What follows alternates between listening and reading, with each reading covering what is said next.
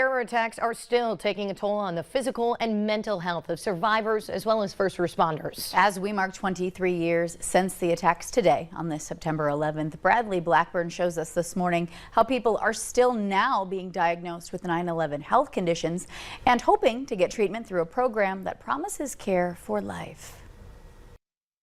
On September 11, 2001, NYPD Detective Robert Jordan went into the cloud of white debris after the Twin Towers fell. And when we got down there, it was like night.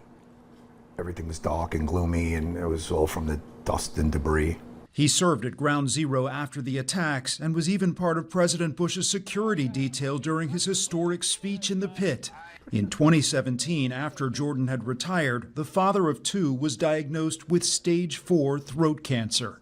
It hits you all like a ton of bricks, your family, your medical well-being, everything, and I didn't know what to do. He found out about the World Trade Center health program at Northwell Health, and after chemotherapy, surgery, and more than 40 radiation treatments, he's now in remission.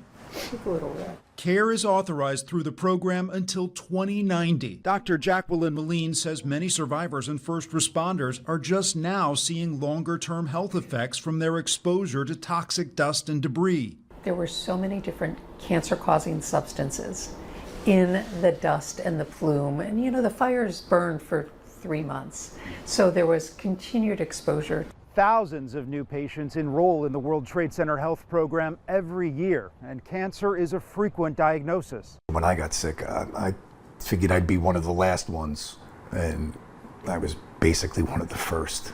It's why Jordan is determined to tell anyone who was exposed about the care that's available. Just something everybody needs to know that was down there and sacrificed.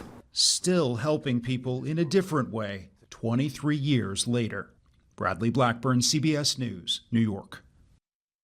More than 40,000 people have been diagnosed with 9/11 related cancer. The World Trade Center health program is now open to anyone who was a first responder or survivor at the World Trade Center, the Pentagon, or Shanksville, Pennsylvania.